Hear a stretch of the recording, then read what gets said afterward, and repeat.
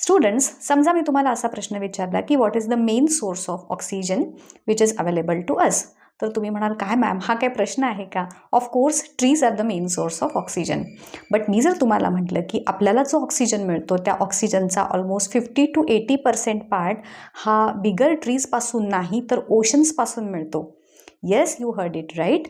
Students, सायंटिस्टने असं prove केलेलं आहे की आपल्याला जो ऑक्सिजन मिळतो त्यामध्ये मेजॉरिटी जो कॉन्ट्रीब्युशन आहे ते आहे समुद्रामध्ये असणारे जे प्लांट्स, ज्यांना आपण फायटोप्लँक्टॉन्स म्हणतो, अल्गी आहेत, काही बॅक्टेरिया आहेत, सीवीड्स आहेत, ह्या सगळ्यांच्यापासून जी फोटोसिंथेसिसची प्रोसेस होते त्या प्रोसेस थ्रू जो ऑक्सिजन रिलीज होतो इट कॉन्ट्रीब्युट्स मेजॉरिटी, दॅट इज 50%पेक्षा जास्त ऑक्सिजन हा ओशनमधून रिलीज होणाऱ्या फोटोसिंथेसिसच्या प्रोसेस थ्रू रिलीज होतो.